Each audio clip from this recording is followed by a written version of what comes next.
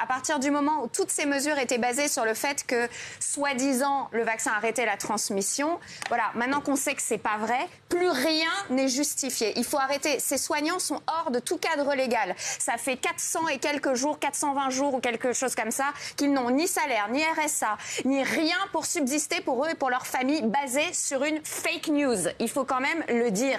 C'est un scandale absolu. On est en pénurie de soignants. Le système pédiatrique s'écroule. Il y a des enfants qui sont envoyés à 100 km de chez eux, des bébés, parce qu'il n'y a pas assez de soignants. Que ça a arrêté la transmission. Toute la politique a été basée sur cette information qui, en fait, s'est avérée être fausse. Donc, le système hospitalier est en pénurie de soignants de tous les côtés. On est à un soignant près. Donc, la discussion même sur les chiffres, sur les 15 000, c'est pas 15 000, c'est 5 000. Et le message qu'on envoie, la dissuasion qu'on envoie aux gens qui auraient envie de s'engager dans cette voie. Le droit au consentement, c'est une des pierres angulaires de toutes les démocraties. Voilà, si on bafoue le droit au consentement, c'est une catastrophe démocratique. Parce que question à poser à madame. Tout à l'heure, vous avez dit, j'ai refusé de faire des injections à des personnes. Oui. C'est ça? Mais je parle du vaccin. Quand je parle de l'injection, c'est l'injection. J'entends, madame. Et avec tout le respect que j'ai pour les infirmières, vous êtes infirmière, vous n'êtes pas médecin.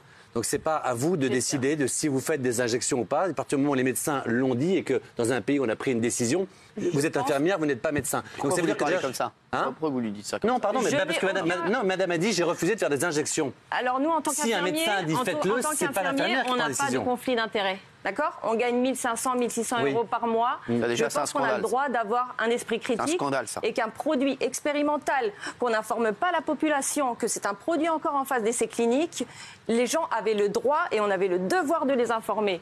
Donc ne pas les informer, c'est leur mentir déjà. Et ensuite, les médecins qui informent, madame. Le médecin n'informait pas. À ce moment-là, il n'y a pas eu de consentement libre et éclairé. C'est ça l'information. Dire, c'est un produit expérimental, on a 6 mois de recul à peine. Donc avec 6 mois de recul, ça ne s'est jamais fait dans l'histoire des vaccins, jamais auparavant. Et là, pour une histoire de sécurité sanitaire, on va faire de la population mondiale des cobayes. Des cobayes et même les rats. Voilà, je pense que les rats nous remercient à l'heure actuelle parce qu'on a pris la place des rats de laboratoire. Donc, à un moment donné, moi, je tiens à la vie de mes patients. J'ai toujours traité les gens à l'hôpital comme si je soignais ma famille. Et je suis horrifiée de voir l'indifférence dans laquelle les gens ont été suspendus, l'indifférence des médias. Vous avez raison.